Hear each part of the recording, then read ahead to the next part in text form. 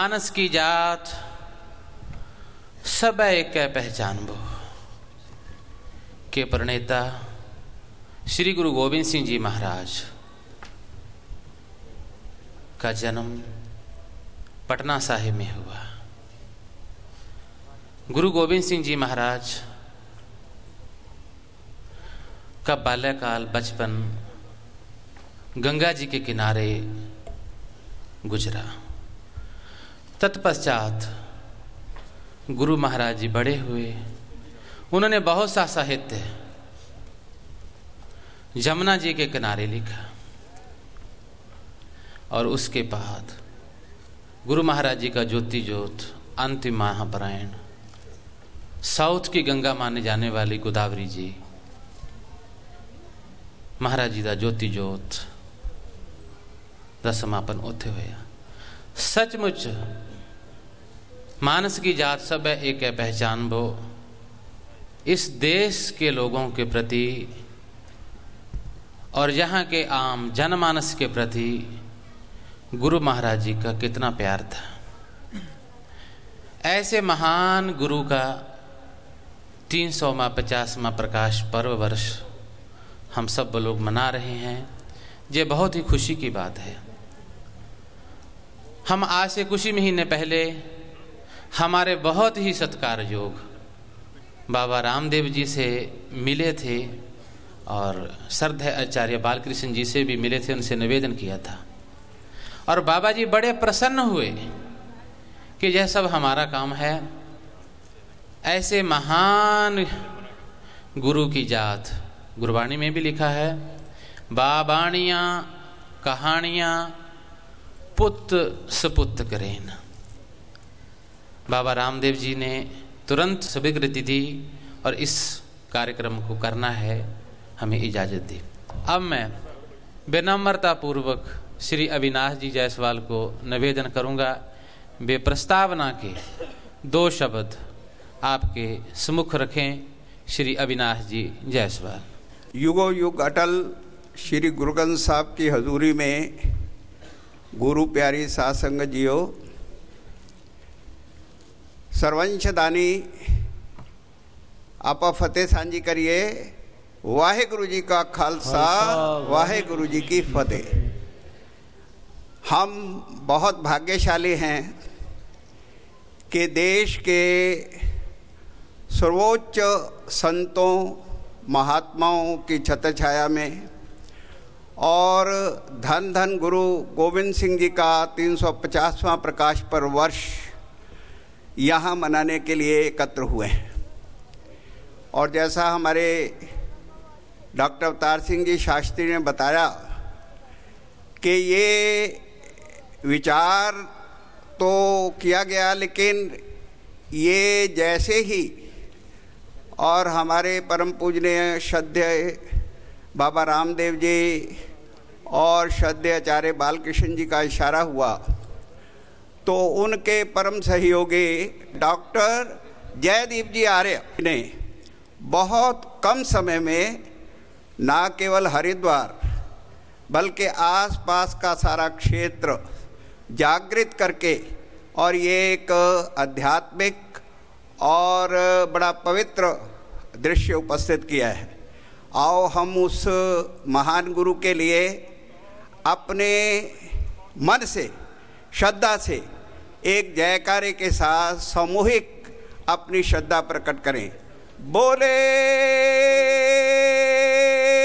सो निहाल। सर्वंशदानी श्री गुरु गोविंद सिंह जी महाराज के बारे में और सूफी कवि बुल्ले शाह ने उनकी महानता के बारे में लिखा है। ना कहूँ अब की ना कहूँ तब की, होते ना गोविंद सिंह तो सुन्नत होती सबकी। मतलब अगर गुरु गोविंद सिंह जी ने बैसाखी के पर्व पर आनंदपुर साहिब में 1699 में खालसा की सृजना ना की होती तो उसी समय में उसी काल में ये हिंदुस्तान जो है मुगलों का जो संकल्प था जहांगीर से लेकर औरंगजेब तक के बादशाहों का, कि इस हिंदुस्तान को, इसके धर्म को, सभ्यता को, संस्कृति को, जीवन मूल्यों को, सभ्याचार को और धूल चटा देनी है, मतलब भूमि समाप्त कर देना है। तो वो दृश्य जो है इस उत्तर भारत में इस्लामिस्तान के रूप में प्रकट होता। लेकिन गुरु गोविंद सिंह जी ने और जिस अपनी गुरु परंपरा को, अपने पिता श्री गुरु तेग बहादुर जी की परंपरा को अपने जीवन में प्रगटाकर दिखाया, वो युगों युगों तक इस देश धर्म समाज की रक्षा के लिए हमें प्रेरणा देती रहेगी। तो ऐसे गुरु गोविंद सिंह जी ने खालसा की सृजना करके जो इतिहास रचा, उसी का परिणाम है कि आज हम इस रूप में सर्वोच्च महात्माओं, संतों, ऋषि मुनियों की पावन स्थली पर, तपस्या स्थली पर और बड़े गौरवशाली रूप में यहाँ उपस्थित हैं। और गुरु गोविंद सिंह जी को अपना सारा स्पष्ट था और उन्होंने क्या करना है जीवन में, ये सारा उन्होंने तय किया हुआ था। तो खालसा सृजना के समय जो उन्होंने 5 प्यारे सजाए, तो वहाँ 5 प्यारे सजाने के लिए और उन्होंने शीश लिए। उन्होंने कहा है कोई सिख बेटा जो करे शीश बेटा, जल्द जल्द आइए अनेक शीश चाहिए। तो ऐसे सिरों के बदले में और 5 प्यारे सजाए गए। और फिर जब गुरु गोविंद सिंह जी ने 5 प्यारों को अमृत छिका दिया, तो स्वयं शिष्य के रूप में और उन 5 प्यारों को सर्वोच्च शक्ति मानकर, सर्वोच्च और गुरु का स्थान देकर उन्हें कहा कि अब मुझे और अमृत छिकाइए, सिंह बनाइए। तो उसमें से एक 5 प्यारों में से भाई मोहकम सिंह ने कहा कि महाराज, आपने हमें अमृत पिलाने का और सिंह बनाने के सिर लिए हैं, तो अब आप बताइए कि इसके बदले में क्या देंगे। तो गुरु गोविंद सिंह जी ने कहा ये आने वाला समय बताएगा कि मैं इसका मूल्य कैसे चुकाता हूँ। और हम जानते हैं कि कैसे उन्होंने चमकौर की गढ़ी में अपने 2 नौजवान अजीत और जुझार सिंह, बाबा अजीत सिंह और बाबा जुझार सिंह जी को अपने हाथों से शस्त्र सजाए और वीरों का वाणा पहनाकर लाखों की मुगल सेना के सामने उतारकर और उन्हें शहीद होने के लिए प्रेरित किया। और फिर जब 7 और 9 वर्ष के बाबा जोरावर सिंह और फतेह सिंह और बंदी बना लिए गए नवाब के सूबे के द्वारा, और उन्हें हुक्म हुआ कि या तो इस्लाम स्वीकार कर लो अथवा मरने के लिए तैयार हो जाओ।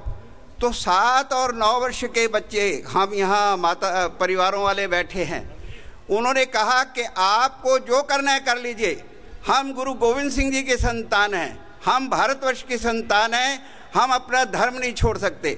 और हमें पता है कि जब वो 7 और 9 वर्ष के बच्चे दीवारों में चुनवाए जा रहे थे, तो जब छोटे फतेह सिंह के और कंधे तक दीवार आई, तो हमने देखा कि बाबा जोरावर सिंह रो पड़े। तो उस समय और फतेह सिंह ने अपने बड़े भाई को धिक्कारते हुए कहा कि और तुम डर गए हो मृत्यु से। तो वो जब शांत हुआ तो उसने बताया, मैं इसलिए नहीं डरा कि मैं मृत्यु को देखकर डरा हूँ, मुझे तो इस बात का दुख है कि मैं बड़ा हूँ, देश धर्म समाज के लिए बलिदान होने की मेरी बारी है, मेरा अधिकार है। मेरी आंखों के सामने मेरा छोटा भाई और शहीद हो जाए, इस बात का दुख है मुझे। तो ऐसा देश धर्म समाज के लिए और बलिदान होने के लिए गुरु गोविंद सिंह जी के परिवार में होड़ थी। और फिर हमने देखा कि माता गुजरी को भी और शहीद कर दिया गया ठंडे बुर्ज से गिराकर। और फिर गुरु गोविंद सिंह जी जब नांदेड़ साहब जा रहे थे मुगलों का और पीछा मुगलों से मुकाबला करते हुए, तो उनके अपने 40 साथी निकट के वो उनका साथ छोड़ गए। तब उस समय और गुरु गोविंद सिंह जी के जब ये साथी गांव में पहुंचे, तो उसके परिणाम स्वरूप एक बाई भागो, माताएं और बहनें बेटियों की प्रतिनिधि, वो वीरांगना के रूप में उनके पास पहुंची और उसने अपनी बुद्धिमता से वहाँ जो युद्ध कौशल से इतिहास रचा, उससे गुरु गोविंद सिंह जी की वो जो विजय थी वो ऐतिहासिक बन गई। और अंत में गुरु गोविंद सिंह जी नांदेड़ साहब पहुँचे, एक बंदावीर वैरागी को उन्होंने अमृत छकाया, पंजाब भेजा। उस वीर ने अत्याचारियों को समाप्त करके वहाँ सिख राज्य की, हिंदू राज्य की और स्थापना कर दी। तो इस प्रकार का हमने देखा वो महाराजा रणजीत सिंह के रूप में परिणत हुआ। तो ऐसे गुरु गोविंद सिंह जी का आज हम 350वां प्रकाश पर्व मनाने के लिए यहाँ इकट्ठे हुए हैं हम सब, और उनसे यही प्रेरणा लें कि भारतवर्ष को विश्व गुरु बनाने के लिए स्वयं उनके जैसा त्याग, बलिदान, समर्पण का इतिहास रचकर और इस युग का अपना कर्तव्य संपन्न करेंगे। वाहेगुरु जी का खालसा, वाहेगुरु जी की फतेह।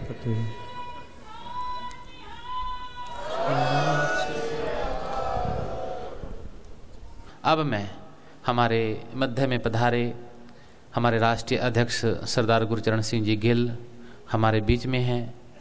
हम इन्हीं की अगुवाई में माननीय भारत के प्रधानमंत्री जी से मिले थे। सर्वप्रथम हमने निवेदन किया था कि गुरु गोविंद सिंह जी महाराज का 350वां प्रकाश पर्व वर्ष आ रहा है, इसको पूरे देश विदेश में मनाना चाहिए। सर्वप्रथम हम लोगों ने निवेदन किया था और ऐसे सरदार गुरचरण सिंह जी गिल को मैं पूजनीय बाबा रामदेव जी से, सिंह साहब से, डॉक्टर साहब से निवेदन करूंगा कि उनको सिरोपा और शाल दे करके सम्मानित करें। ऐसे सरदार गुरचरण सिंह जी गिल को मैं अब निवेदन करूंगा कि वो मंच पर आएं, गुरु महाराज जी के प्रति अपनी श्रद्धा सुमन।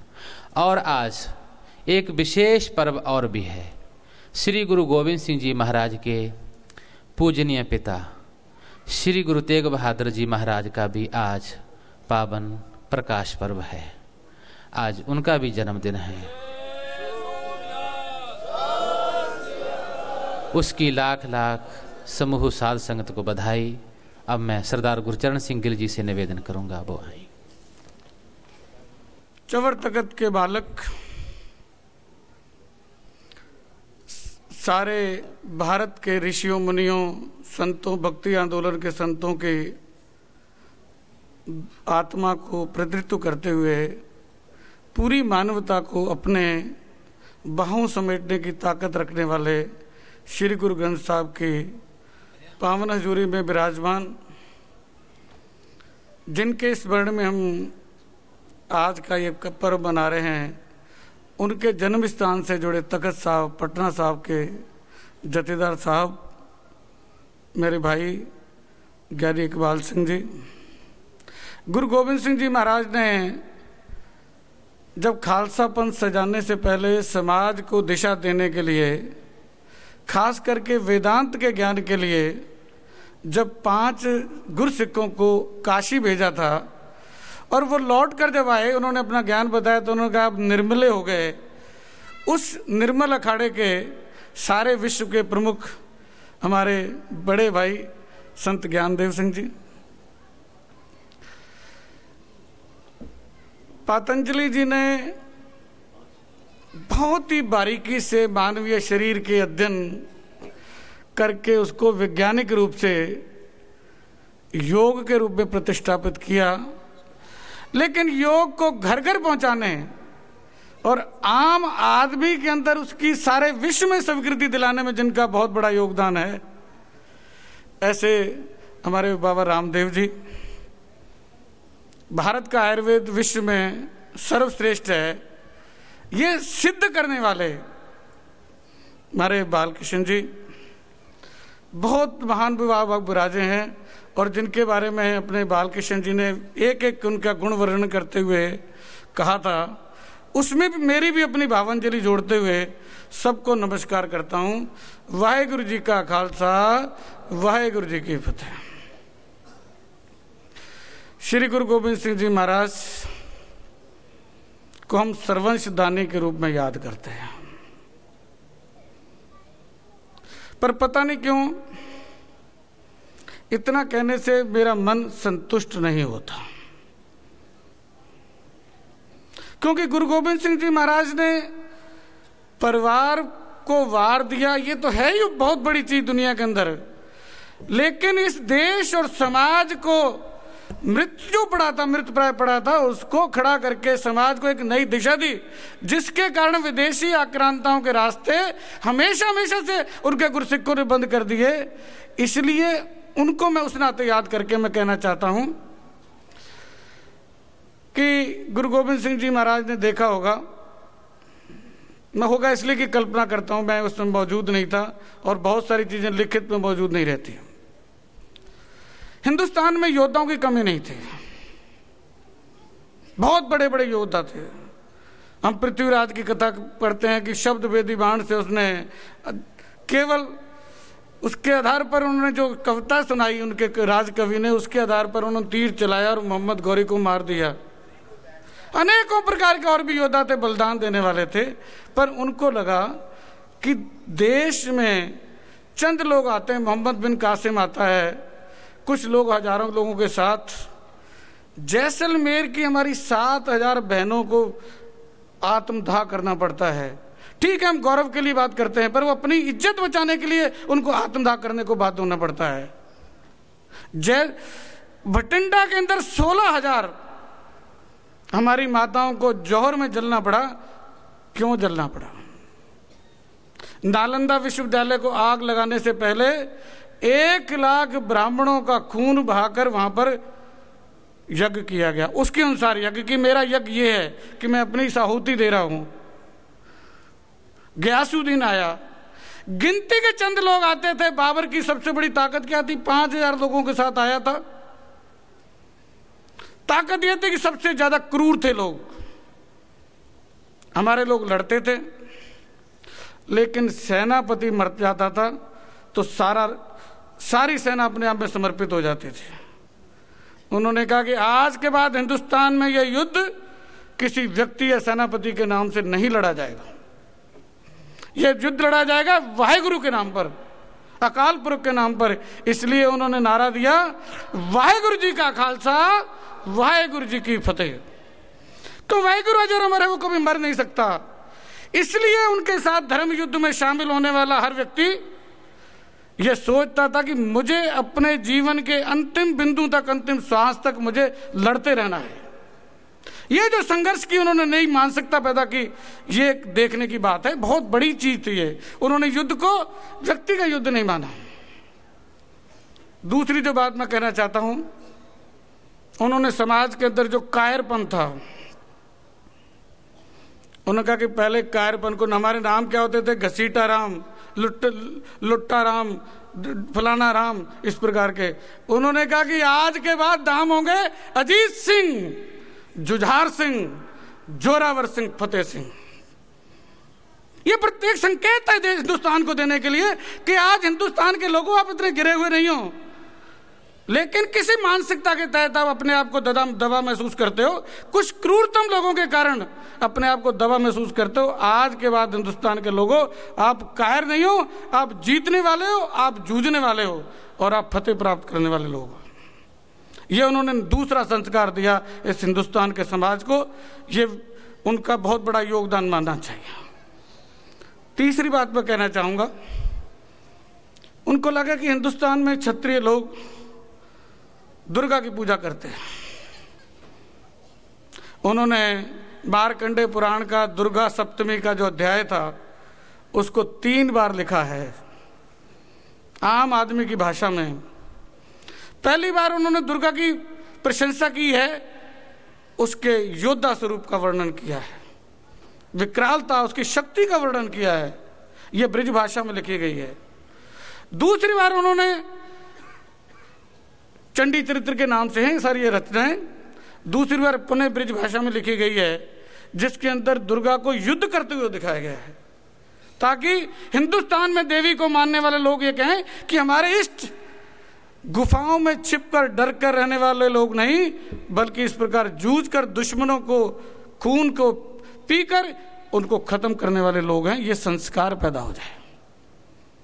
तीसरी बार उन्होंने पंजाबी में चंडी चरित्र लिखा है, क्योंकि वो सिखों को संबोधित किया है। पहले 2 संबोधन सारे भारत के लिए किए गए थे, ये तीसरी बात जो नोट करने की बात है उन्होंने कहा। फिर उन्होंने कहा, सोचा कि हम अवतारों को पढ़ते तो हैं, अवतारों को मानते भी हैं, लेकिन ऐसे मानते हैं कि हमने कुछ नहीं करना, सारा भगवान ने करना है। उन्होंने 24 अवतार की कथा लिखी, लेकिन उनकी कथाओं में, रचनाओं में संघर्ष वाला हिस्सा ज्यादा है। वो संकट मोचन है भगवान 24 के 24 अवतार, लेकिन संघर्ष के आधार पर हैं, किसी जादू और कलात्मकता या कला के नाम पर या चमत्कार के नाम पर नहीं है। वो युद्ध करते हैं, आम आदमी की तरह संघर्ष करते हैं। यह संदेश उन्होंने दिया। फिर उन्होंने कहा कि केवल अगर युद्ध की ताकत बढ़ जाएगी, शस्त्र की ताकत बढ़ जाएगी, तो पथभ्रष्ट हो सकता है समाज। फिर उन्होंने ब्रह्मा के 6 अवतारों की कथा लिखी, जिसमें वशिष्ठ जी, व्यास जी, इन सारे अवतारों के उन्होंने जीवन को लिखा है। ये क्यों लिखा है? कि समाज को ये बताना चाह रहे थे कि जहां आप योद्धा रूप होना चाहते हो, वहां आप विद्वान भी होना चाहिए, आपको ज्ञान भी उतना पर्याप्त होना चाहिए। इसलिए उन्हें 6 अवतारों की कथा लिखी। श्री गुरु गोविंद सिंह जी महाराज ने रुद्रावतार भी लिखा है, जिसमें दत्तात्रेय जी और पारसनाथ जी की उनको जीवन को उसमें वर्णन किया है। पर लेकिन सबसे महत्वपूर्ण जो बात है, आज सारे मनुष्य मानव मन के लिए एक प्रेरणा की बात है। उन्होंने अंत में उस कथा में लिखा है कि विवेक और अविवेक का युद्ध हमेशा होता रहता है। ना कभी पूरी तरह अविवेक हारा है, ना कभी विवेक हारा है। उन्होंने कहा कि अविवेक के सेनापति हैं काम, क्रोध, लोभ, मोह, अहंकार, मत्सर, निंदा, चुगली, ये सारी जितनी विकृतियां मनुष्य के स्वभाव की, उसको उन्होंने अविवेक का सेनापति बताया है। लेकिन उन्होंने कहा है कि तप, सत, जप, पाठ, पूजा, नित्य कर्म, ब्रह्मचार्य, ये विवेक के सेनापति हैं। और उन्होंने संदेश दिया है कि ये युद्ध तो निरंतर चलता रहेगा, लेकिन युद्ध जीतना है अपने सेनापतियों को संभाल कर रखिए। दूसरी जो गुरु गोविंद सिंह जी महाराज की मैं बात करना चाहूँगा, अंग्रेजी में कहावत है, leader is not one who set an example, but leader is one who inspire other to set the examples.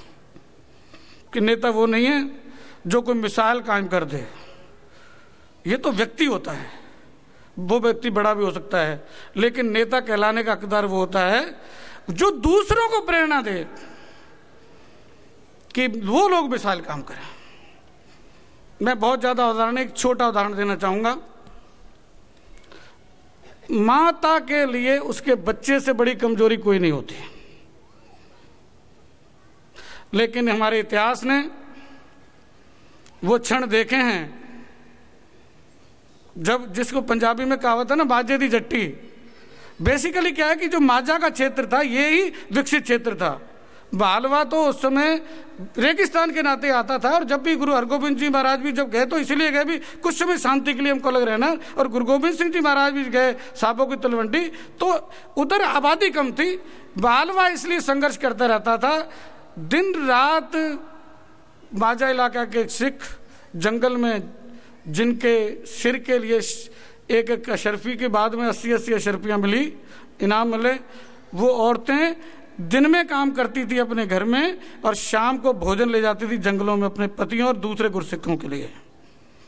ये CID को खबर मिली, उन्होंने कहा औरतों को भी लेके आओ।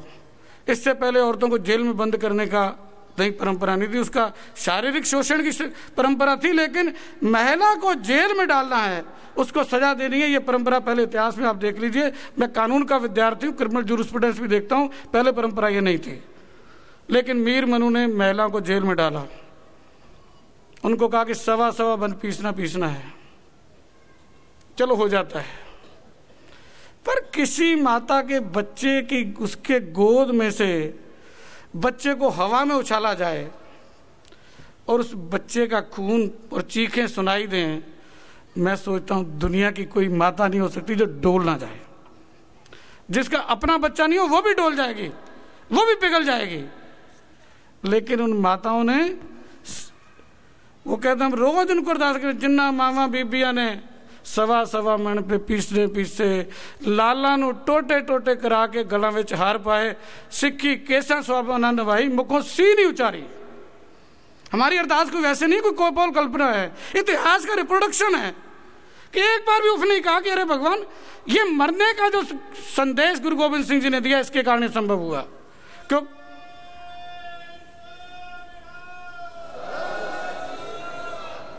गुरु गोविंद सिंह जी ने कहा कि अगर इस देश को बचाना है, इसकी देश की संस्कृति को बचाना है, तो पहले मरना सीख लो। इसलिए वैसाखी के पर्व पर जो उन्होंने स्वागत द्वार लगाए थे, पहला मरण कबूल कर जीवन की छड़ास, होए सबना की रहन का, तो आओ हमारे पास। अहंकार से नहीं, फिर भी सबकी रहन का होके चरण धूल होकर आओ। जो तो प्रेम खेलन का चाहो, सिर दर तली गली में रियाओ, इत मार्ग पैर धरीजे, सिर दीजे कान न कीजिए। ये मरने का सबक उन्होंने सिखाया। इसके कारण ये परिवर्तन हुआ कि माताएं जिनकी शिक्षा भी इतनी नहीं थी, संस्कार भी इतने नहीं हो सकते हैं, उन्होंने अगर धर्म के कारण अपने आप को बलिदान किया, अपने को नहीं अपने बच्चों को बलिदान किया।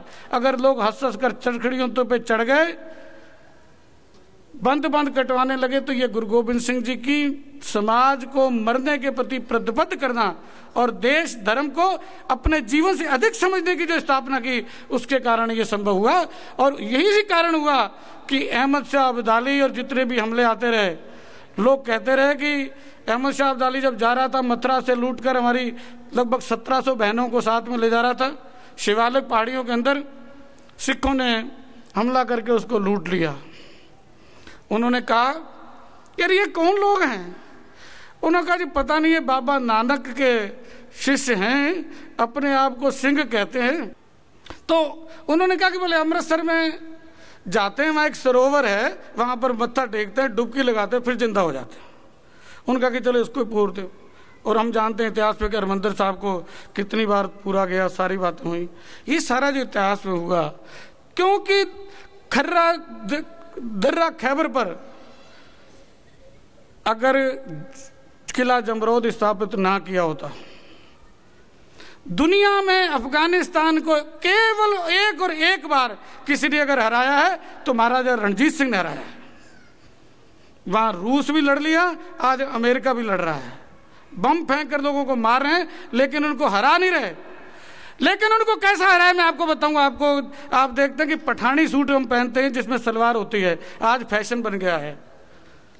जब युद्ध में जीत गए तो उन्होंने कहा कि हमको क्षमा करो महाराज, हमको माफ कर दो। बोले पापियों को माफ नहीं किया जा सकता, पर बोले हमने सुना है कि हम आप औरतों में शस्त्र नहीं उठाते। क्योंकि ऐसी बात को काजी नूर मोहम्मद ने भी कहा है, जो अहमद शाह दुरानी के साथ आया था, कि वो लंबी एक कविता है जो जिसमें उन्होंने कहा है, उसने कहा मैंने अपने हिंदुस्तान प्रवास के दौरान किसी भी गुरसिख को, चाहे रानी हो या गोली, उसकी इज्जत और धन लूटने के लिए शस्त्र उठाते नहीं देखा। तो उन्होंने कहा कि अच्छा ऐसा करते हैं, हम सलवार पहन के औरतें बन के आ जाते हैं। वो औरतें पहनकर आए, बनकर आए, उन्होंने कहा चलो माफ कर दिया।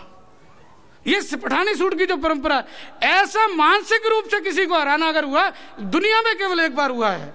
ये सब गुरु गोविंद सिंह जी महाराज के कारण संभव हुआ। आज पुनः भारत को जरूरत है उनके संदेश को लेकर धर्म के प्रति समर्पित होने की, धर्म के कारण मर जीने की। क्योंकि जब तक मर जीवड़े नहीं होंगे, जीने का मजा नहीं आएगा। वाहेगुरु जी का खालसा, श्री वाहेगुरु जी की फतेह।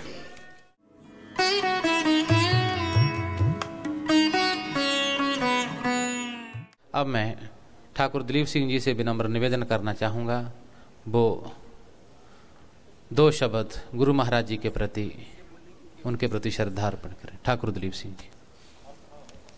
धर्म चलावन संत उबारन, दुष्ट सबन को मूल उपारन। वो कौन सा धर्म चलाने के लिए आए थे?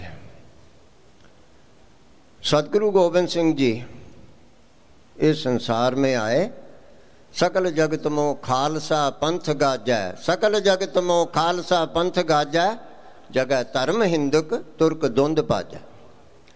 तो ऐसे महान सतगुरु आप नारायण कला धार जग में परवरियो, उस अकाल पुरख के मनुष्य रूप विच आए हुए अवतार सतगुरु गोबिंद सिंह जी नूं सारे ही आखो धन सतगुरु गोबिंद सिंह जी। मैं बेनती करांगा कि गुरु गोबिंद सिंह जी कहण दी बजाय आपां सतगुरु गोबिंद सिंह जी आख्या करिए। सच्चे पातशाह नूं वध तों वध सत्कार दिया करिए।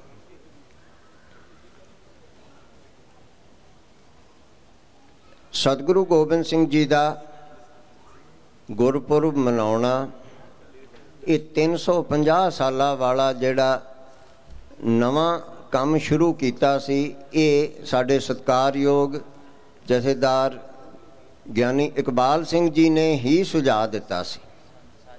इसलिए वो वधाई दे पात्र ने। मैं बेनती कर रहा सी, सतगुरु गोबिंद सिंह जी ने सानू आत्म सम्मान दिता, खालसा पंथ की साजना करके आत्म सम्मान दिता है। अज आप भुल गए हैं।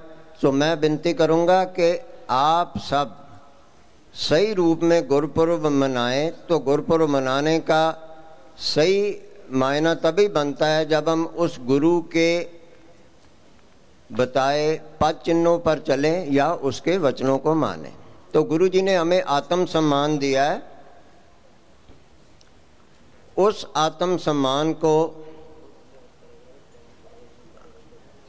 अच्छी तरह से समझना चाहिए। उस आत्म सम्मान में अपने को सर्वप्रथम अपने अंदर हीन भावना समाप्त करके ये भावना लानी है कि मेरी भारतीय संस्कृति, जिसके सदगुरु गोबिंद सिंह जी रक्षक थे, मेरी भारतीय संस्कृति सबसे अच्छी है, किसी से कम नहीं।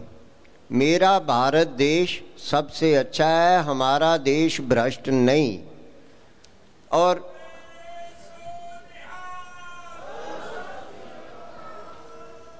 मेरी मातृभाषा जो भी किसी की है,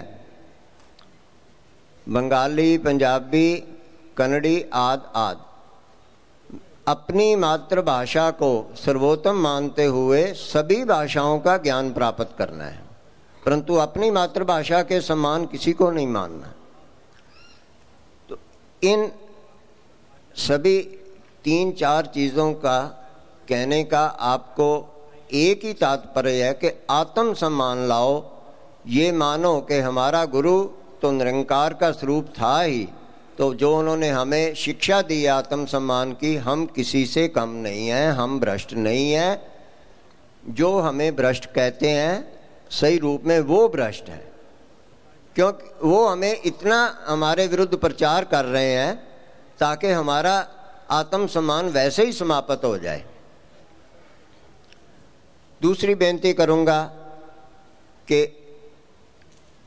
जो भी हमारे शास्त्र पुराण आदि हैं उनको हिंदू मिथ्यास हम नहीं कहें।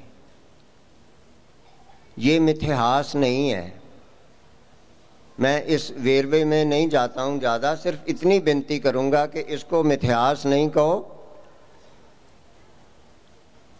इस पतंजलि स्थान पर, स्वामी रामदेव जी के स्थान पर गुरपुरब मनाया जाना एक विशेष महत्वपूर्ण कार्य है, क्योंकि स्वामी जी ने पूरे विश्व में भारतीय संस्कृति का, योग का जो प्रचार करके विदेशियों के मन में भी भारतीय संस्कृति के लिए, योग के लिए, आयुर्वेद के लिए जो इतनी उनके मन में निष्ठा बिठा दी है, उसके लिए आप बधाई के पात्र हैं।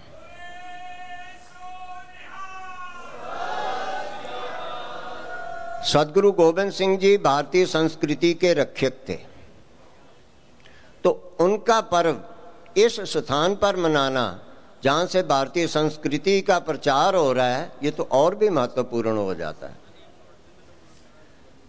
डॉक्टर गोपाल कृष्ण जी जैसे महान विभूति, वो इतनी दूरी से चार्टर प्लेन से यहाँ आए हैं। वो संघ में बहुत बड़ी पदवी पे उपस्थित हैं। तो ऐसे व्यक्ति का सदगुरु जी के प्रति निष्ठा रखना, उनके प्रति श्रद्धा रखना, ये सब हमारे हिंदू सिखों के मिलाप की निशानी है।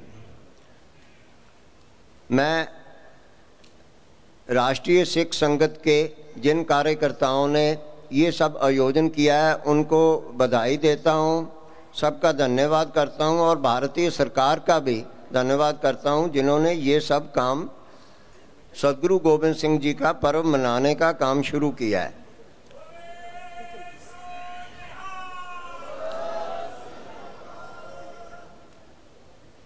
सदगुरु गोविंद सिंह जी के बाकी गुण तो हमारे सब भाई बता देते हैं। मैं एक वो चीज़ आपके ख्याल में लाता हूँ जो पता नहीं क्यों मेरे भाई भूल जाते हैं। सदगुरु गोविंद सिंह जी हमें विद्या के दाते थे। सदगुरु गोविंद सिंह जी के दरबार में 52 कवि थे जो कभी किसी बादशाह के दरबार में नहीं हुए। तो उस सदगुरु गोविंद सिंह जी ने हमें बहुत सी विद्या दी, अनेक प्रकार से दी, और उन्होंने विद्या और भारतीय संस्कृति इन सब चीज़ों के प्रचार के लिए जो 5 शिष्य काशी भेजे वो आज निर्मल संप्रदाय, निर्मल पंथ के रूप में आप सबके सामने उपस्थित हैं। परम पूजनीय श्री महंत श्री ज्ञानदेव सिंह जी, संत बलवंत सिंह जी वो यहाँ पे विराजमान हैं। तो ये निर्मले महात्माओं ने ही विद्या का प्रचार प्रसार किया। जब हमारे तो सिर के मूल पड़ रहे थे, 80-80 लाख रुपए का एक सिर जाता था, तो उस समय सब कुछ बचाकर इन महात्माओं ने ही रखा है। सदगुरु गोविंद सिंह जी जो हमें विद्या दी, जो वाणी की स्वयं रचना की या अपने सेवकों से, कवियों से रचना करवाई, उसमें से बहुत सारा कुछ तो उस समय अस्त व्यस्त हो गया, ध्वस्त हो गया, सतलुज में चला गया या जला दिया गया। जो बचा है उसमें से श्री दसम ग्रंथ साहब या कुछ और पुस्तकें हैं। मैं सभी श्रोताओं से विनती करूंगा कि उनमें से सबसे प्रथम वाणी है जाप साहिब और दूसरी है शब्द हजारे। तो आपको इतनी विनती करूंगा कि जाप साहिब में 10 छंद हैं। छपै छंद, भुजंग प्रयात छंद, चाचरी छंद, चटपट छंद, रुआल छंद, मधुपार छंद, रसावल छंद, भगवती छंद, हर बोल मना छंद, एक अछरी छंद। बहुत से सिख भाइयों को, हिंदुओं की मैं बात नहीं करता हूं, बहुत से सिख अमृतधारी खालसा भाइयों को इन छंदों के नाम का ही पता नहीं है। मुझे दुख हो रहा है। अपने गुरु पे हम श्रद्धा रखते हैं और अपने गुरु की इतनी उत्तम मनोहर कविता और गुरु वाणी, उसका हमें ज्ञान ही नहीं है। हमें वो पढ़नी चाहिए। अगर बहुत ज़्यादा पूरी वाणी हम नहीं पढ़ सकते तो कम से कम सदगुरु गोविंद सिंह पातशाह की 3-4 तुक इतनी तो पढ़ लिया करें। जो अधिक श्रद्धा से जाप साहब शब्द हजारे का पाठ कर सकता है वो तो बढ़िया बात है, नहीं तो कम से कम 3-4 तुकें तो हमें अवश्य हर रोज पढ़नी चाहिए। और हमें ये भी पता नहीं है, सदगुरु गोविंद सिंह जी संगीत के भी बहुत बड़े ज्ञाता थे। हमें ये पता है कि श्री गुरु ग्रंथ साहब जी में तो 31 राग लिखे हैं, परंतु हमें ये पता नहीं कि सदगुरु गोविंद सिंह जी ने भी रागों में वाणी उच्चारण की है। सदगुरु गोविंद सिंह जी के शब्द हजारे जिसमें 10 पौड़ियाँ हैं और 7 राग हैं, रामकली, सोरठ, कल्याण, ख्याल, तिलंग, काफी, ये 2 रागों का मिश्रण है, बिलावल, देवगंधारी, ये 7 राग तो सिर्फ शब्द हजारों में लिखे हैं। पढ़ते हुए 5 मिनट से अधिक नहीं लगेंगे। इसलिए मेरी सबसे इतनी बेनती है कि अपने गुरु की वाणी को श्रद्धा से पढ़ो, अधिक नहीं तो थोड़ी थोड़ी से जरूर पढ़ो। और मैं सभी हिंदू सिख भाइयों को ये बेनती करता हूँ, आपसी विरोध छोड़ के आपस में मिलकर अपने सदगुरु गोविंद सिंह पातशाह का प्रचार पूरे विश्व में करो। इसी के साथ मैं समाप्त करता हूँ। श्री वाहिगुरु जी का खालसा, श्री वाहिगुरु जी की फतेह। हमारे मध्य में बहुत ही सत्कार सत श्री अकाल। जिनका हमारे को वर्षों से मार्गदर्शन मिलता रहा, परम पूजनीय पंडित ज्ञानदेव सिंह जी महाराज से मैं विनम्र निवेदन करूंगा वो भी गुरु महाराज जी के प्रति अपनी विनम्र श्रद्धा अर्पण करें। दसों पातशाहियों की साक्षात ज्योत श्री गुरु ग्रंथ साहब जी महाराज की पावन हजूरी में, पावन उपस्थिति में शोभायमान स्टेज पर सुशोभित हमारे सिंह साहब ज्ञानी इकबाल सिंह जी, जत्थेदार साहब तखत श्री पटना साहिब, जिनके पावन स्थान उत्तराखंड की इस पावन भूमि, पवित्र भूमि पतंजल योग पीठ में, जहां आप सब और हम सब लोग विराजमान हैं, ऐसे योग गुरु, योग में भी विश्व गुरु बाबा रामदेव जी महाराज, क्योंकि आज योग जो है विश्व का गुरु है। जन जन तक विश्व के धरातल पर योग को पहुंचाने वाले हमारे बाबा रामदेव जी महाराज के परम प्रिय और हमारे भी परम प्रिय, परम प्रेमास्पद आचार्य बालकृष्ण जी महाराज, आचार्य श्री जिनको हम सब कहते हैं, संत बाबा दिलीप सिंह जी नामधारी,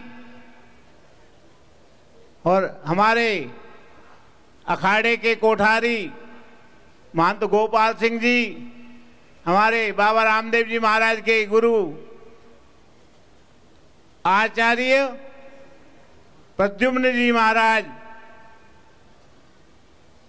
हमारे जयपुर से गिल साहब, हमारे डॉक्टर साहब, और किन किन का नाम हम कहें, मंचों पर विराजमान संघ के ही नहीं, राष्ट्रीय सिख संगत के सभी छोटे से लेकर के बड़े तक अधिकारीगण, संत महंत मंडलेश्वर, महामंडलेश्वर, आचार्य वृंद और गुरु की साथ संगत हमारे, आप सबको पता ही है, गुरु की संगतों को सबसे प्यार से पहले बोला जाता, सभी मिलकर के मेरे साथ फतेह साझी करें।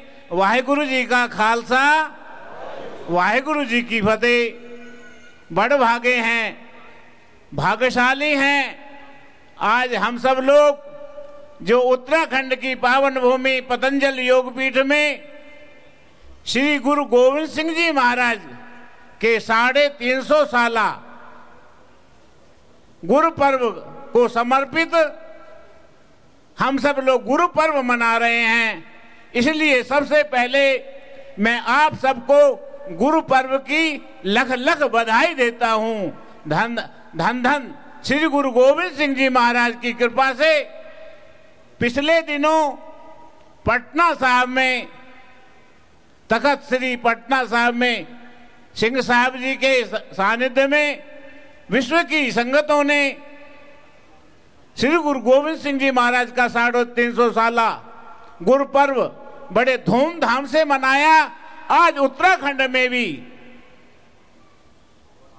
हमारे योग गुरु बाबा रामदेव जी महाराज के सानिध्य में, उनकी कृपा से और आप सबके सहयोग से जत्थेदार साहब ने जो हमारे बीच में विराजमान हैं, आप सब लोग गुरु पर्व मना रहे हैं। आप सब ने अभी सुना हमारे गिल साहब से, जिस समय गुरु गोविंद सिंह जी महाराज का आविर्भाव हुआ, जन्म हुआ, अवतरण हुआ, वो समय बड़ा ही भयानक था। सब डर गए थे, सब भयभीत थे, क्योंकि हमारे सामने हमारी माताओं को, हमारी बहनों को, हमारे बच्चों को, आपने गिल साहब ने जो सुनाया, बच्चों को ऐसे ऊपर फेंक दिया जाता, नीचे से जो है सूलों पर जो है बच्चों के चिल्लाते ऐसे भयावह वातावरण में गुरु गोविंद सिंह जी महाराज का आविर्भाव हुआ। उन्होंने अपने शब्दों में कहा है, यही काज धरा हम जन्मम, समझ ले हो साधु सब मनमम।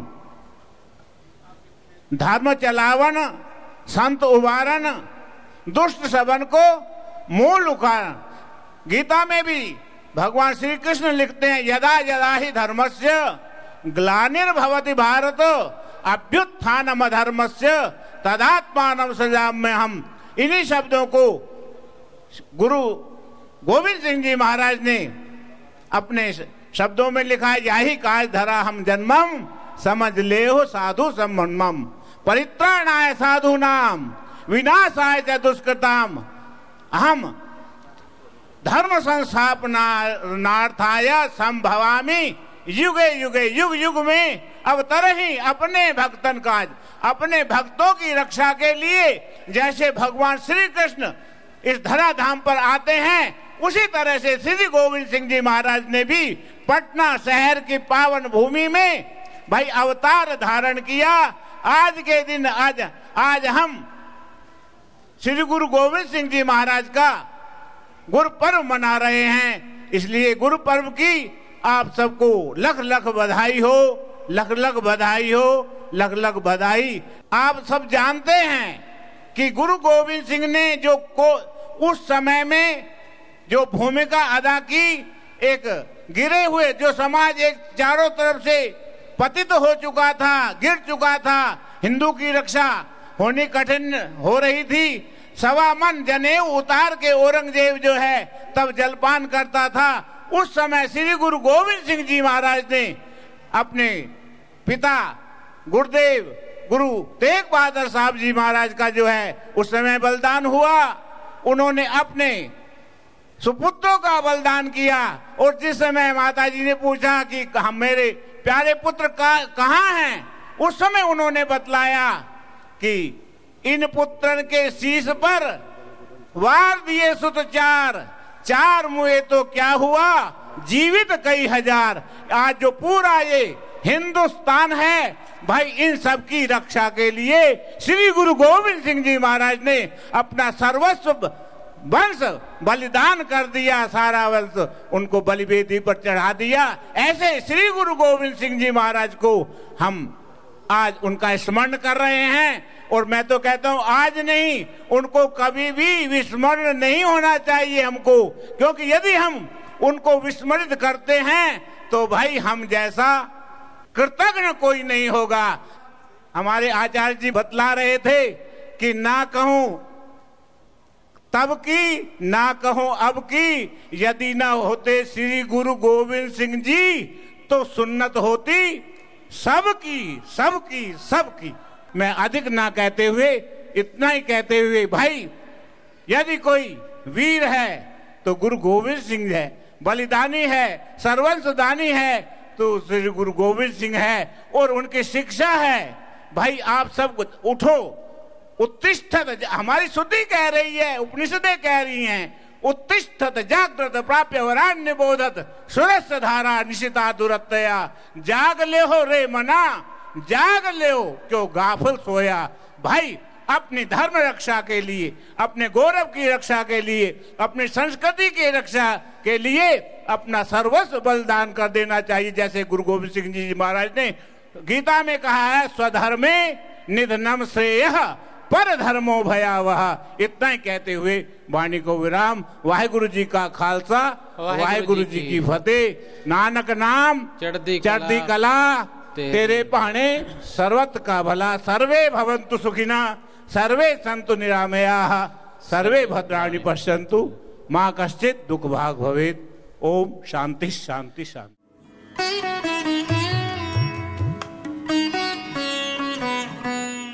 हमारे बहुत ही सत्कारयोग श्रद्धेय आचार्य बालकृष्ण जी, जब हम प्रथम बार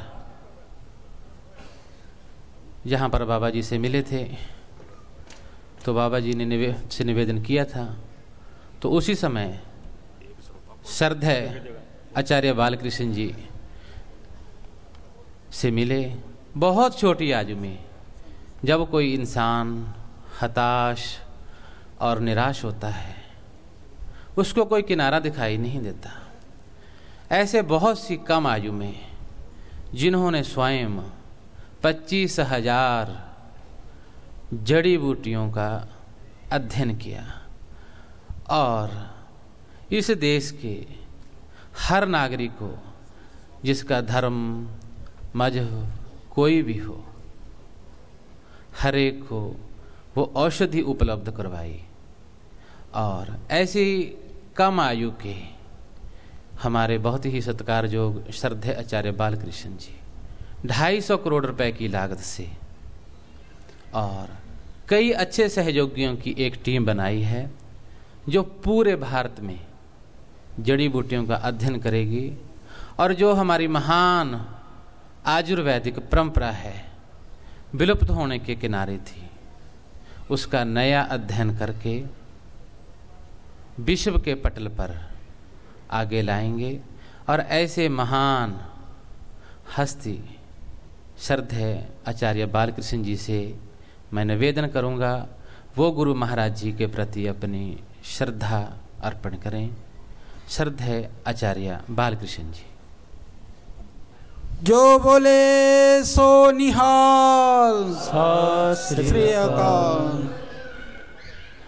आज का यह परम पावन दिन, पतंजलि योग पीठ का यह पवित्र प्रांगण, इस प्रांगण में आज हम सर्वस्वदानी इस भारत माँ का महान सपूत श्री गुरु गोविंद सिंह जी महाराज के 350वें प्रकाश पर्व पर यहाँ आज संत समागम एवं कीर्तन दरबार पर उपस्थित आप सभी संगत का मैं बहुत हृदय से स्वागत करता हूँ, आप सबका वंदन करता हूँ। आज इस पावन संगत समागम पर पटना साहिब से हमारे बीच में पधारे हुए परम सम्माननीय सिंह साहिब ज्ञानी इकबाल सिंह जी महाराज, जो तख्त पटना साहिब के जत्थेदार हैं, मैं आपका बहुत ही अभिनंदन करता हूं, क्योंकि उस गुरु परंपरा की विरासत को ये पूरी निष्ठा, श्रद्धा और भक्ति से आगे बढ़ा रहे हैं।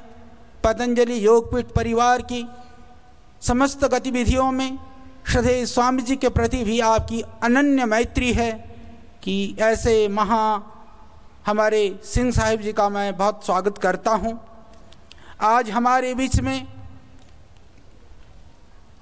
राष्ट्रीय स्वयंसेवक संघ के बहुत ही वरिष्ठ, अत्यंत बुद्धिशील, क्रियाशील, जो अपनी ओज, तेज और क्रियाशीलता से इस देश निर्माण के महान कार्य को जो हमारे माननीय प्रधानमंत्री जी करने में लगे हुए हैं, उन महान कार्यों को स्वरूप प्रदान करने के साथ में देश की सांस्कृतिक, आध्यात्मिक और इस देश की विरासत को आगे बढ़ाने की भावना से सर्वतमना संलग्न माननीय सर कार्यवाह डॉक्टर कृष्ण गोपाल जी हमारे बीच में हैं, उनका भी मैं हृदय से वंदन और अभिनंदन करता हूं।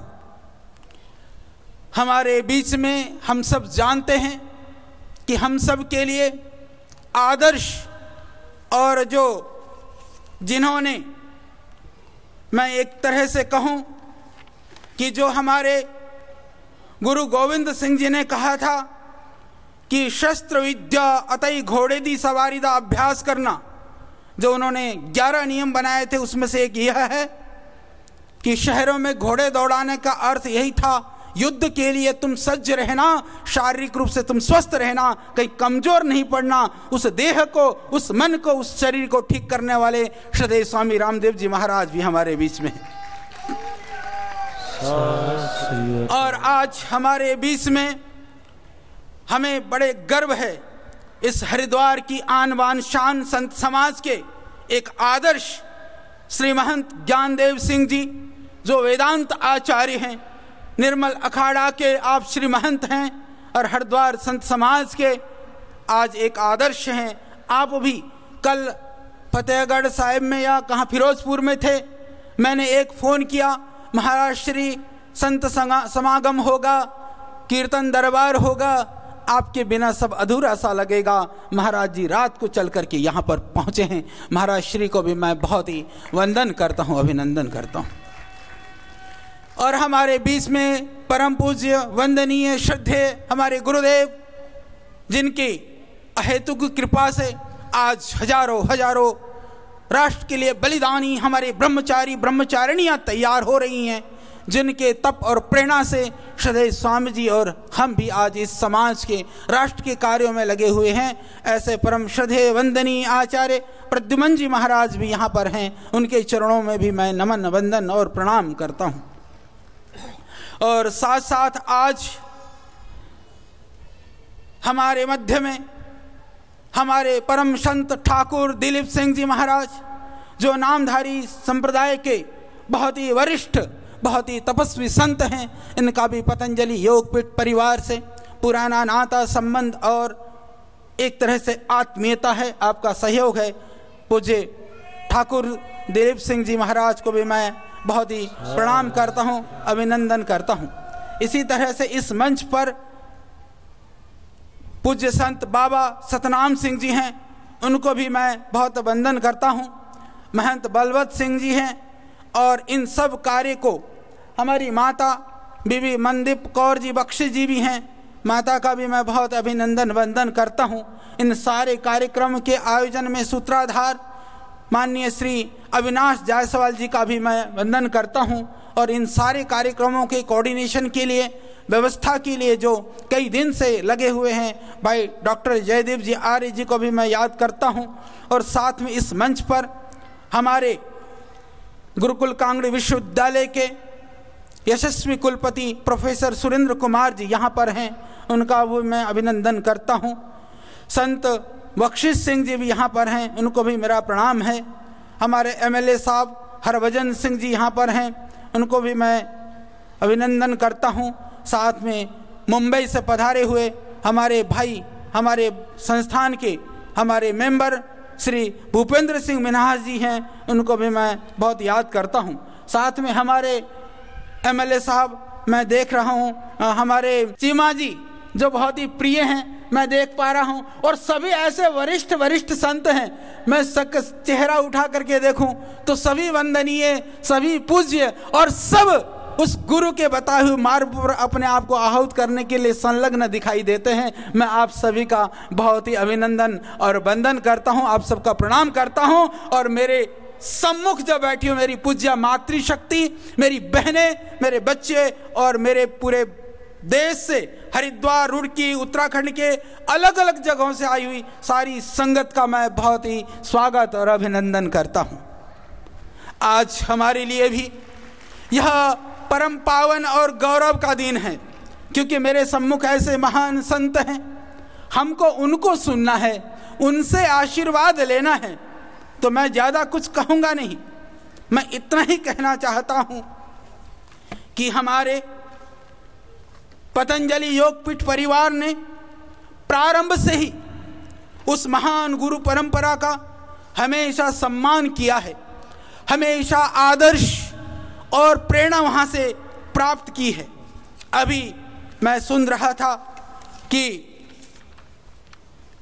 गुरुजी महाराज ने बंदावीर वैरागी को पंजाब में भेजा कि जा करके वहाँ पर धर्म की स्थापना, हिंदू राज्य की स्थापना वहाँ होनी चाहिए। हम लोग भी गुरुकुल में बंदावीर वैरागी और गुरु गोविंद सिंह जैसे उनके बलिदानों को पढ़ करके और उनके पुत्रों ने जो बलिदान दिया जोरावर सिंह और फतेह सिंह की उनकी आहुति को, उनके बलिदान को याद करके बड़े हुए हैं। इसीलिए पतंजलि इतना बड़ा क्रांति और देश परिवर्तन का इतना बड़ा काम कर पा रहा है। हम उसी गुरु परंपरा के संभाग हैं, उस महान परंपरा के हम आज भी किसी भी तरह से हम आगे बढ़ा सकें तो हमारे लिए और सौभाग्य की बात होगी जब हमारे बीच में बात आई कि 350वें प्रकाश पर्व पर यहाँ पर एक कार्यक्रम होना चाहिए।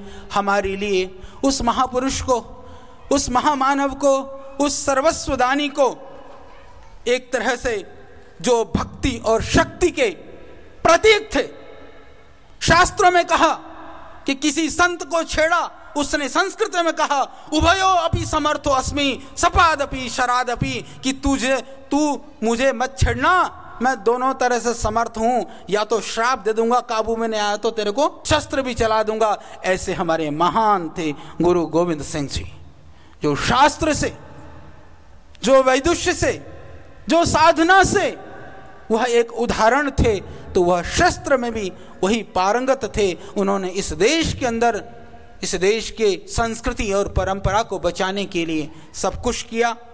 तो हमारे लिए भी बड़ा गौरव का यह दिन था कि यह प्रकाश पर्व को इस पतंजलि के इस परिसर में मनाया जाए।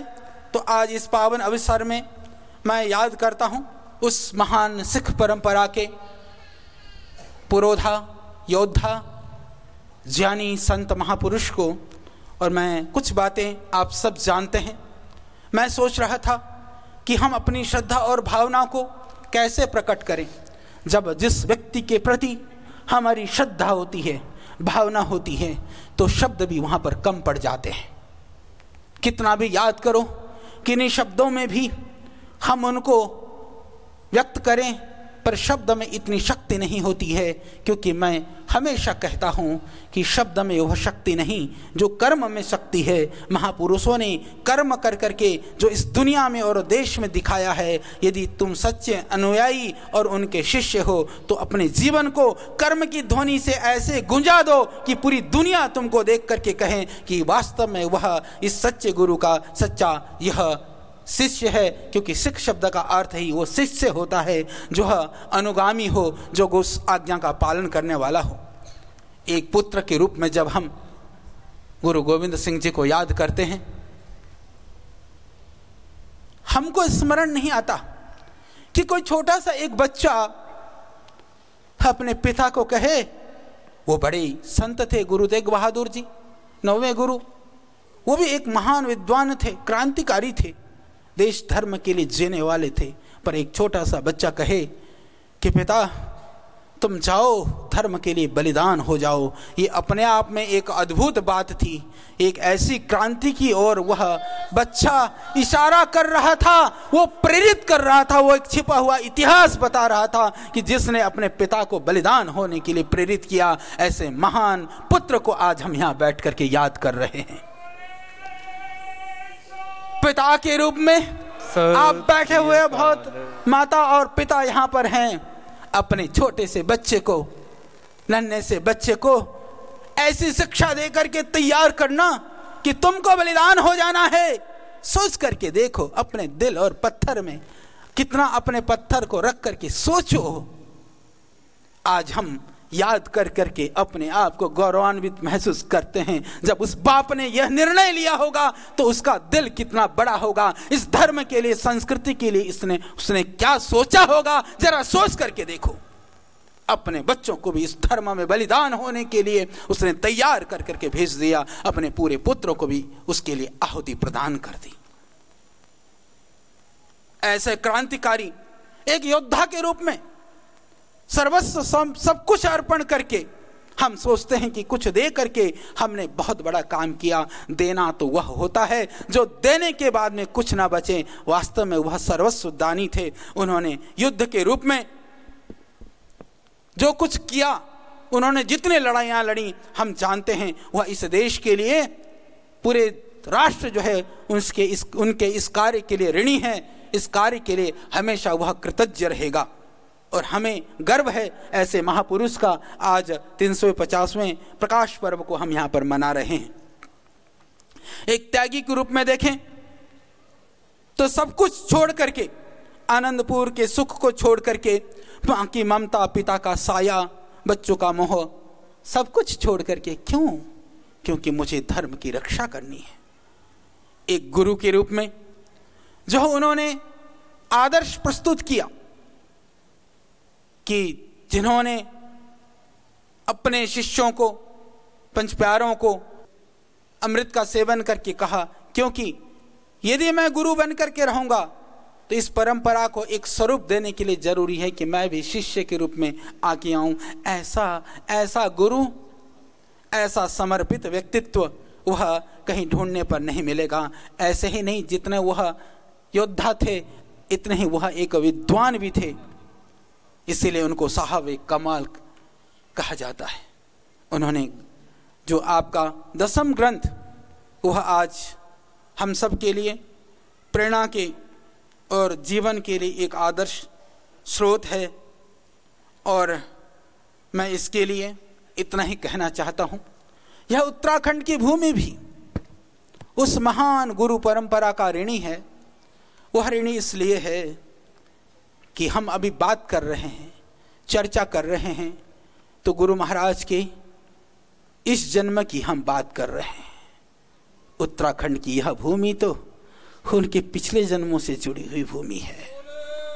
हेमकुंड साहिब, जहां उन्होंने वर्षों तप किया, उस तप की, उस शक्ति की आराधना उस हिमालय की शिखर से, चोटियों से की, और उस आराधना का प्रताप था कि पुनः इस देश में, इस दुनिया में आकर के उन्होंने धर्म की स्थापना की। तो आज उस उत्तराखंड के पवित्र स्थान पर बैठ करके हम उस महान संत को, महान गुरु को याद कर रहे हैं। यह हमारा सौभाग्य है। मैं इतना ही कहना चाहता हूं।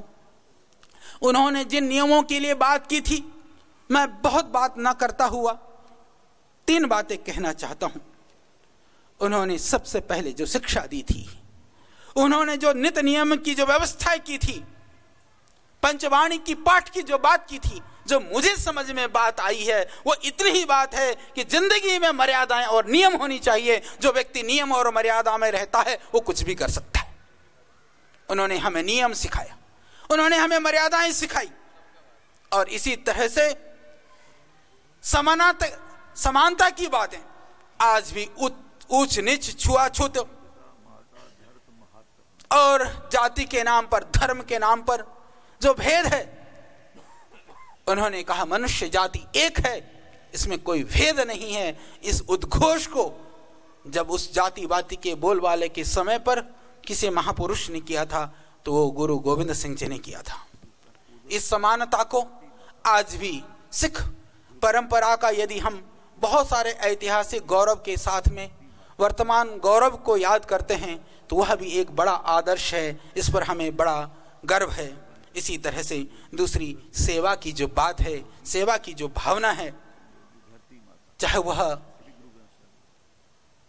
लंगर से लेकर के जूता साफ करने तक की, ये पूरी दुनिया के लिए ये सिख समाज का एक आदर्श है। हम तो पढ़ गए, हम शास्त्रों में पढ़ते रहे कि जब राजसूय यज्ञ हुआ महाभारत काल में, तब बोले बाकियों ने, सब ने दूसरे बड़े बड़े काम लिए, भगवान कृष्ण ने काम लिया कि जूता मैं साफ करूंगा। उस भगवान कृष्ण की आदर्श को आज भी निभाने वाले सभी आप सिख समाज के भाई और बहनों को, माताओं को मैं प्रणाम करता हूं। हमने तो शास्त्र में पढ़ा, आप तो करते हो, यही फर्क है। तो उस आदर्श को निभाने वाले आप सबको मैं प्रणाम करता हूं। और मैं इतना ही कहना चाहता हूं, यदि गुरु के बताए हुए यदि हम रास्ते पर चलें तो एक दिन में हम इस देश को नशा से मुक्त कर सकते हैं, विकारों और व्यसनों से मुक्त कर सकते हैं। उन्होंने देश को बचाया। कम से कम हम इस देश में, पंजाब जैसे प्रांत की बात होती है, नशा में जकड़े हुई हमारी युवा पीढ़ी को मैं देखता हूं तो मुझे ऐसा लगता है उन्होंने देश के लिए, समाज के लिए अपनी आहुति दी। कम से कम हमने अपने जीवन को ठीक करने के लिए आहुति दे करके इस देश के लिए, इस संस्कृति के लिए सोचें। यही मेरी आपसे प्रार्थना है और यही निवेदन है। उस महान गुरु परंपरा में मेरा यही प्रणाम है, मेरा यही उनके लिए समर्पण और संकल्प और मेरी एक तरह से प्रार्थना है। और आज हमने सोचा यह कार्यक्रम तो हो जाएगा, पर कुछ ऐसा किया जाए कि जो स्मरणीय हो।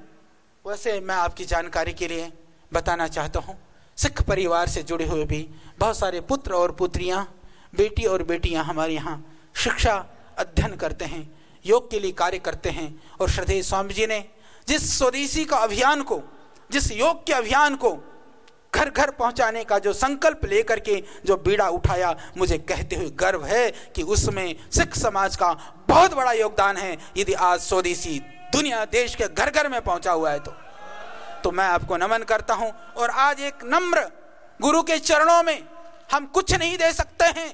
जो उन्होंने दिया, जो उन्होंने किया, हम तो उनके अनुगामी हैं। हम भी शिष्य बन करके उनके पथ पर चल सकें, मैं तो यही प्रार्थना कर सकता हूं, यही भगवान से प्रार्थना करता हूं। अभी आप नारायण नारायण का संकीर्तन कर रहे थे, प्रभु परमात्मा नारायण। एक बात मैं आपको कहना चाहता हूं, जो महान ग्रंथ गुरु ग्रंथ साहिब के अंदर एक तरह से भक्ति की जो शक्ति है, उसकी जो गहराइयां हैं, विविध ऋषियों ने, मुनियों ने, शास्त्रों ने जो कुछ भी कहा वो उसका समागम और संगम है। तो वह परमात्मा से मैं यही प्रार्थना कर सकता हूं कि आज हमने एक निर्णय लिया है। आपकी जानकारी के लिए यहाँ पर हमारा विश्वविद्यालय भी है, पतंजलि विश्वविद्यालय। तो आज हम इस महान अवसर पर पूज्य संतों की उपस्थिति में, सभी संगत की उपस्थिति में, आज श्रद्धेय स्वामी जी के आज्ञा से, उनकी सहमति से, उनकी प्रेरणा से, उनकी ऊर्जा से, उनकी ताकत से, मुझे तो कभी कभी मैं देखता हूं कि इस देश में, दुनिया में कैसा आदमी होना चाहिए, कैसा हमारा व्यक्ति, हमारा आदर्श हो सकता है। तो मैं उस गुरु परंपरा की महान झलक को मैं कहीं देखने का प्रयास करता हूं। शस्त्र से भी, शास्त्र से भी देश के लिए मर मिटने की भावना वही श्रद्धेय स्वामी जी के अंदर दिखाई देती है और हमारे बीच में है। और मेरा सौभाग्य है कि मुझे उनका अनुगामी बन करके इन सेवा कार्यों को लक्ष्य तक पहुंचाने का मुझे मौका मिला है। तो उनकी आज्ञा से आज हम लोगों ने एक निर्णय लिया है। हमारे गुरु परंपरा के महान गुरु श्री गुरु गोविंद सिंह जी महाराज के 350वें प्रकाश पर्व के इस पावन अवसर पर पतंजलि विश्वविद्यालय श्री गुरु गोविंद सिंह की चेयर की स्थापना का यहाँ पर हम लोग संकल्प लेते हैं आज पतंजलि विश्वविद्यालय में, जिससे कि उनके कार्यों को, उनके तप को, उनकी साधना को, उनके संघर्ष को हम दुनिया में और सही ढंग से पहुंचा सकें।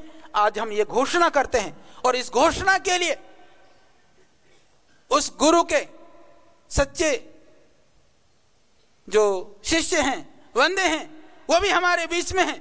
ये हमारा सौभाग्य है कि माननीय हमारे बहुत ही प्रिय आत्मीय श्रद्धेय स्वामी जी के प्रति अनन्य निष्ठा रखने वाले भाई श्री भूपेंद्र सिंह मिन्हास जी जो मुंबई से पधारे हैं, और हमारी बहुत अच्छी माता है माता इंद्रजीत कौर जी जो बहुत सेवा करती हैं संतों की प्रति, सिख परंपरा के लिए उनकी बहुत ही निष्ठावान ऐसी मेरी माँ है।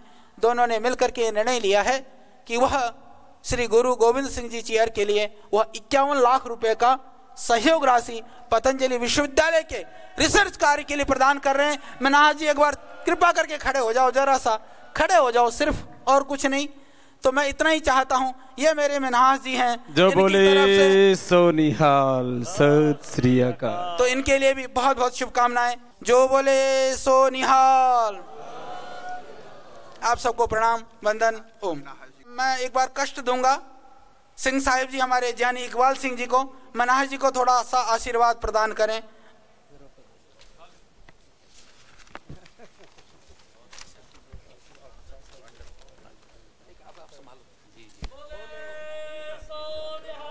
सत श्री अकाल।